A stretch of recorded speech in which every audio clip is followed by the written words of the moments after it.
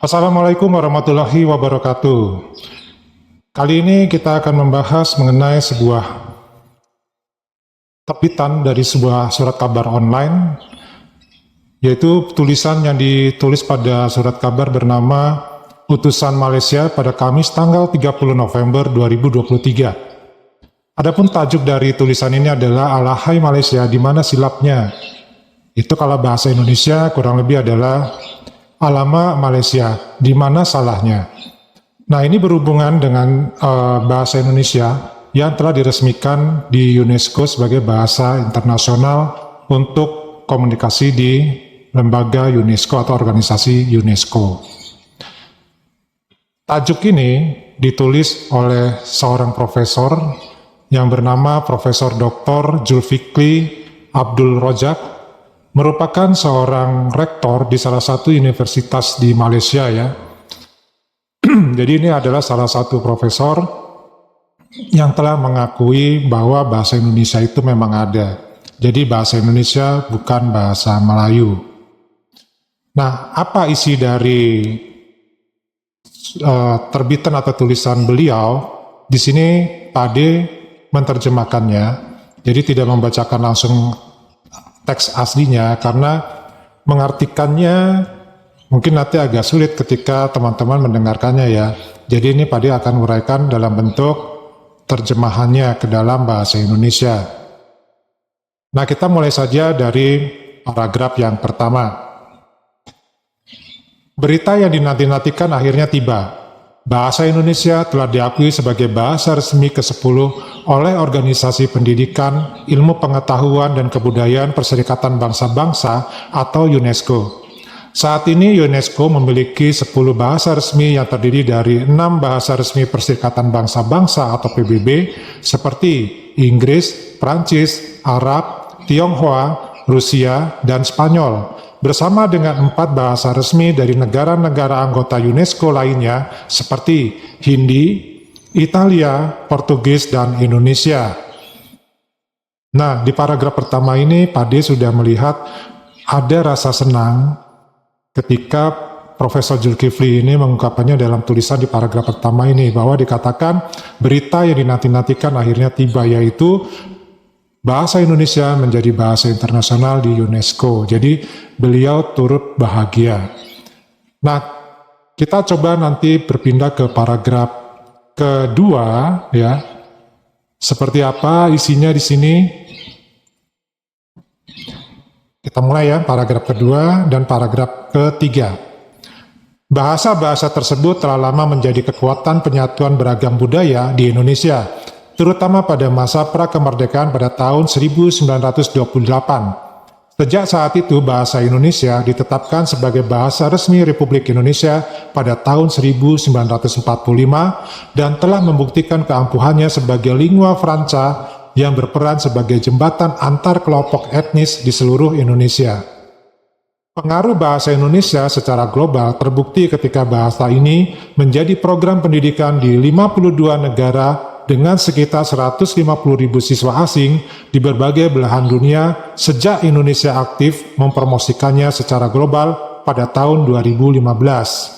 Nah, ini bentuk lain dari pengakuan Profesor Zulkifli bahwa dia mengetahui dan meneliti bahasa Indonesia itu tercipta oleh bangsa Indonesia pada tahun 1928, kemudian menjadi bahasa resmi Negara Republik Indonesia pada tahun 1945 dan terbukti telah bisa memadukan atau menjembatani komunikasi antara kelompok di Indonesia dengan baik. Dan juga beliau juga melakukan penelitian bahwa ternyata bahasa Indonesia ini telah tersebar di minimal 52 negara di seluruh dunia dengan penutur sebanyak kurang lebih sudah mencapai 150.000 orang yang bukan bangsa Asia ataupun bangsa Indonesia sendiri. Jadi warga asing ya. Dan beliau juga ternyata juga telah mengetahui bahwa Indonesia bekerja keras mempromosikan bahasa Indonesia ini ke tingkat dunia ataupun global sejak tahun 2015. Next, paragraf berikutnya. Selain itu, sebagai negara terbesar ke-14 secara global dan ekonomi terbesar ke-7 menurut daya beli, kekayaan keragaman budaya di Indonesia menjadikannya sebagai laboratorium hidup yang dinamis untuk mengamati dan mengelola berbagai aspek sosial budaya. Namun, hal ini tidak terjadi di Malaysia, meskipun ada harapan untuk menjadi bahasa Malaysia sebagai bahasa internasional. Nah, jadi beliau pun telah mengetahui bahwa Indonesia dianggap sebagai laboratorium hidup yang sifatnya dinamis, artinya selalu berubah-berubah sesuai dengan dinamika perkembangan zaman. Dan ini berpengaruh pada aspek sosial maupun budaya. Nah, masalahnya dia curhat juga bahwa di Malaysia ini tidak terjadi terhadap bahasa Malaysia itu sendiri, sehingga untuk go internasional ini mungkin mengalami agak sedikit kesulitan. Next, paragraf berikutnya. Aspirasi ini telah lama berkecambah tetapi tidak tercapai karena sikap acuh tak acuh, hangat-hangat tai ayam, sehingga ada saja yang cemooh itu dan ini. Jika digunakan dalam forum global, ada yang mengejek karena bahasa Inggris dinilai tidak bagus. Ada yang berupaya bersembunyi di balik jari sendiri, katanya. Mungkin ada benarnya, tapi apakah perlu mengurangi upaya untuk memperluas penggunaan bahasa nasional kita? Atau masih terbelenggu oleh doktrin penjajah yang menyatakan bahwa bahasa ibu bukanlah ilmu? Nah, sampai di sini Pak D coba mengartikan ataupun mengambil kesimpulan di sini ya. Bahwa ternyata bahasa Malaysia dalam hal ini yang diolah adalah bahasa Melayu Malaysia. Ini mengalami masalah seperti dibully ketika dilakukan di forum-forum global, bahkan dinilai sebagai bahasa Inggris yang jelek.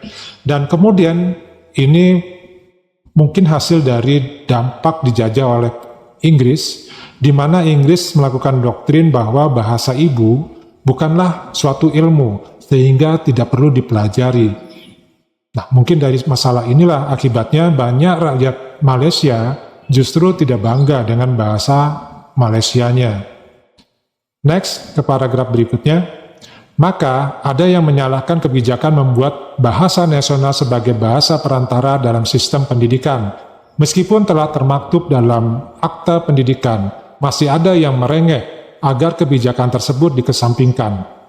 Saat ini keadaan masih berada dalam kebimbangan.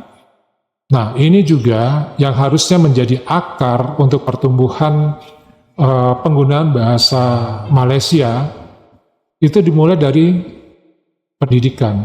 Nah, ternyata di dalam pendidikan Malaysia sudah ada loh undang-undangnya untuk menggunakan bahasa perantara di dunia pendidikan itu menggunakan bahasa Malaysia.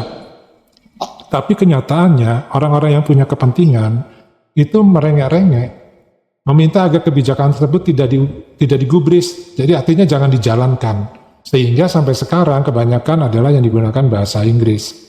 Nah, memang sekarang sudah ada perubahan sedikit ya untuk beberapa tingkat dasar sekolah. Itu ada pelajaran bahasa Malaysianya. Dalam hal ini bahasa Melayu Malaysia ya. Ya, mereka sekarang masih bimbang nih. Kita ikutin aja perkembangannya ya. Next, paragraf berikutnya. Seperti yang disebutkan oleh Perdana Menteri baru-baru ini, setelah 66 tahun merdeka, masih banyak yang gagap berbicara dalam bahasa Malaysia.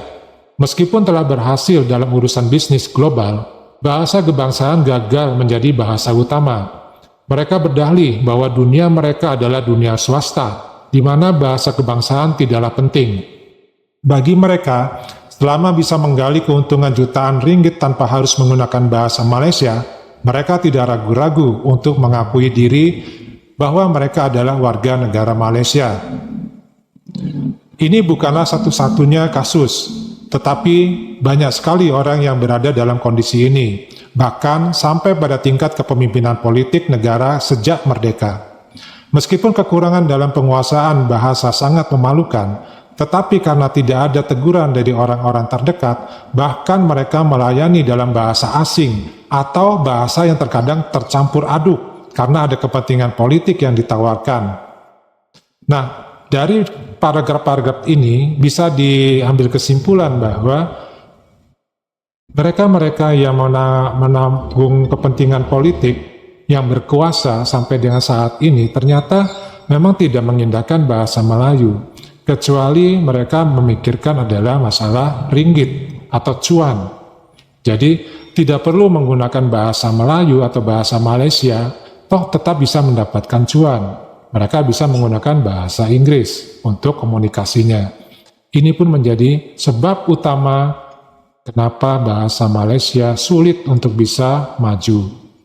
Next, semuanya tampaknya bisa diterima, akibatnya perlahan tapi pasti setiap orang mulai menonjol untuk mengidentifikasi siapa yang bisa dibeli untuk keuntungan pribadi dan koneksi politik yang menunggu imbalannya masing-masing.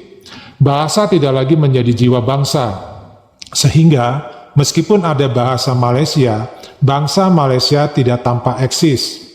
Tantangan pertama wawasan tahun 2020 sepertinya telah hilang begitu saja, tanpa ada yang memperhatikannya.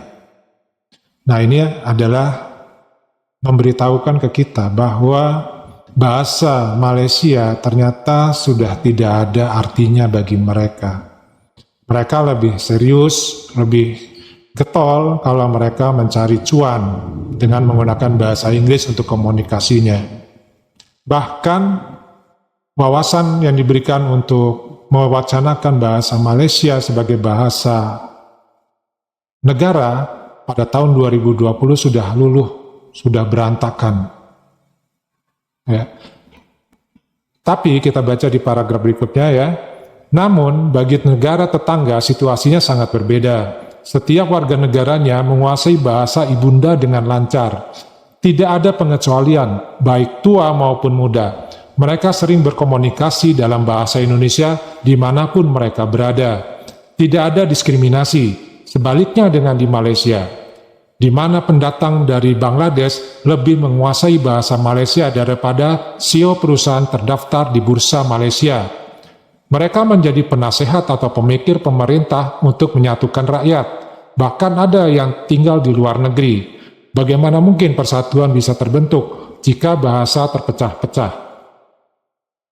Ya, inilah bahwa profesor ya dengan semangat di sini kita bisa lihat mengakui bahwa bahasa Indonesia itu ternyata bukan hanya sekedar omongan, bukan sekedar teori, bukan sekedar dicanangkan atau dilahirkan pada tahun 1928, tetapi dia membuktikan bahwa sampai sekarang bahasa Indonesia itu digunakan oleh semua warga negara Indonesia, baik yang muda ataupun yang sudah tua, di kota maupun di pelosok pedesaan.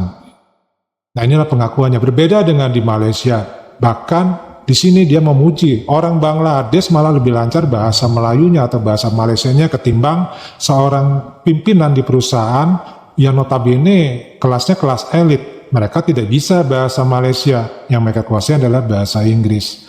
Nah, ini menimbulkan suatu hal yang dampaknya luar biasa terhadap perkembangan bahasa Malaysia itu sendiri. Ditambah lagi ya, orang-orang pemerintahan yang berlaku sebagai penasehat dan pemikir ini ya tinggalnya juga ada di luar negeri. Ini kalau Pak ditafsirkan ya, bagaimana dia bisa menyatu? Ya otomatis terpecah-pecah lah. Karena kalau luar negeri otomatis yang digunakan bahasa Inggris. Next, ada subjudul bernama atau tertuliskan terganjil. Dalam bahasa kita artinya aneh ya. Terdapat berbagai aliran dan jenis dalam segala hal, termasuk dalam bidang pendidikan, terutama dalam konteks jenis kebangsaan. Berapa banyak jenisnya? Di hampir semua negara, bahkan di seluruh dunia, biasanya hanya ada satu atau dua jenis saja. Malaysia, di sisi lain, terbilang aneh dalam hal ini. Menurut sejarawan tempatan yang sudah meninggal, variasi jenis kebangsaan diadakan oleh penjajah untuk memudahkan pelajar asing kembali ke negara asal mereka, sehingga mereka tidak menetap di negara sementara. Ini menjelaskan bagaimana anak-anak kita belajar di sekolah internasional ketika belajar di luar negeri, agar mudah untuk melanjutkan pendidikan mereka di tanah airnya nanti. Namun, jika mereka ingin menetap di negara tujuan, mereka akan terpaksa mengikuti sistem pendidikan di negara tersebut tanpa pilihan lain. Hanya di Malaysia saja yang memiliki pilihan karena politik sempit yang bercampur aduk dengan isu perkauman. Selain itu, bahasa Malaysia dibiarkan terabaikan meskipun keinginan memiliki kewarganegaraan Malaysia sangat besar. Kelompok ini menjadi penghalang utama untuk mengikuti jejak langkah bahasa Indonesia. Nah, ternyata di Malaysia itu ada satu kelompok yang lebih senang ya menggunakan bahasa Inggris sebagai bahasa perantara, dengan pikiran mereka hanya bertempat tinggal sementara, nanti pun akan keluar dari negara Malaysia. Atau orang Malaysia yang disekolahkan ke luar negeri, dia akan ke sekolah internasional menggunakan bahasa Inggris, sehingga waktu kembali ke dalam negeri, maka tidak cukup mudah untuk mengikuti pelajaran-pelajaran di dalam negeri dengan menggunakan bahasa Inggris. Ini salah satu masalahnya yang menjadi kendala. Ya, ini pendapat dari Profesor Zulkifli ya. Nah, next, paragraf berikutnya. Mereka ini bisa dianggap sebagai petualang karena menggagalkan keinginan negara untuk membuat tempat bagi mereka untuk turut serta. Jika tidak, mereka akan bergantung pada kehidupan atau kematian. Kita juga mampu memandang bahasa Indonesia dengan cemburu, melihat bagaimana bahasa Malaysia telah merangkak akibat dari mereka yang tidak memiliki kepentingan yang mulia terhadap kewarganegaraannya. Mereka tidak merasa bersalah, sementara menikmati manfaat yang ada selama masih memiliki kekuasaan. Namun demikian, hingga saat ini kita masih bisa berbangga karena bahasa yang sama-sama memiliki akar dari Riau Johor telah diakui secara internasional pada tanggal 20 November 2023 ketika bahasa Indonesia ditetapkan sebagai bahasa resmi ke-10 di Markas Besar UNESCO, Paris, Prancis, melalui resolusi 42C/28 dalam sidang pleno ke-42. Nah, di sini ternyata kepentingan terhadap bisnis ataupun cuan ini sangat besar di Malaysia. Sehingga karena mereka sudah terbiasa dengan bahasa komunikasinya bahasa Inggris, maka bahasa Malaysia tersingkirkan. Nah, ini ditambah lagi dengan bagaimana mereka ingin serius memiliki kewarganegaraan Malaysia, tapi tidak mau menggunakan bahasa Malaysia. Nah, ini bagaimana keseriusan dari pemerintah untuk menghadapi, menyelesaikan masalah seperti ini. Ditambah lagi ada kecemburuan terhadap bahasa Indonesia yang telah diakui oleh UNESCO. Namun di sini si profesor pun mengatakan bahwa dia cukup lega dan berbangga karena ternyata bahasa Indonesia yang tadinya berakar dari bahasa Riau Johor atau bisa disebut juga bahasa Johor Riau atau sekarang dinamakan bahasa Melayu Kepulauan Riau, ini membanggakan bagi dia karena masih merupakan rumpun dari bahasa Melayu di Nusantara. Ya nggak apa-apa lah, nyicip-nyicip sedikit ya, kecipratan sedikit kebanggaannya. Oke, next. Bahasa resmi UNESCO adalah bahasa yang digunakan dalam semua pertemuan resmi organisasi tersebut. Bahasa Indonesia dipilih sebagai bahasa yang menghubungkan dan memudahkan komunikasi antara berbagai kelompok dan bahasa daerah yang tersebar di seluruh Indonesia. Jelas, Malaysia tampaknya tertinggal, di mana kelompok etnik terbesar di negara ini tidak menganggap bahasa Malaysia sebagaimana yang terjadi di negara tetangga, terutama Indonesia. Nah, di sini Pak Profesor menegaskan lagi bahwa etnik terbesar di Malaysia, kita tahu yaitu bangsa Melayu sendiri, ya, mengabaikan masalah bahasa Malaysianya sendiri. Malah mereka menggunakan bahasa rojak, campuran antara bahasa Melayu Malaysia dengan bahasa Inggris. Nah, berbeda dengan di negara kita. Nah, ini pengakuan dari Profesor Zulkifli ya. Terakhir, paragrafnya berbunyi seperti ini. Waktu telah larut malam, sesuatu yang perlu dilakukan segera sebelum semuanya hilang dalam waktu dekat. Menurut teman-teman ini artinya apa? Waktu telah larut malam, artinya sudah hampir terlambat. Maka perlu dilakukan sesuatu dengan segera sebelum semuanya menjadi hilang dan lenyap. Karena diprediksi oleh Bapak Profesor Zulkifli, kalau seperti ini terus keadaannya, maka bahasa Malaysia akan hilang 10 tahun ke depan. Nah, Inilah bentuk dari pengakuan secara tidak langsung oleh Profesor Zulkifli ya, dalam mengungkapkan bahwa memang ada yang namanya bahasa Indonesia di ASEAN ini. Ya, jadi bahasa Indonesia bukan bahasa Melayu. Terima kasih Bapak Profesor Zulkifli yang telah mengakui bahwa memang ada bahasa Indonesia. Setidaknya ini bisa membuat hati lega, karena terus terang kalau Pak D menunggu-nunggu ya reaksi dari Malaysia, sampai di sini mendapatkan informasinya bahwa sudah ada tanggapan ataupun semacam pengakuan di tanggal 30 November ya. Ya alhamdulillah, ternyata ada di kalangan profesor di Malaysia yang dengan kesatria, yang dengan legowo mau mengakui memang ada yang namanya bahasa Indonesia. Mudah-mudahan profesor-profesor yang lain pun mengikuti jejak Profesor Zulkifli ini ya. Kita doakan saja. Oke teman-teman, bagaimana pendapat kalian? Silahkan berkomentar di kolom komentar. Pak D tunggu ya. Wassalamualaikum warahmatullahi wabarakatuh.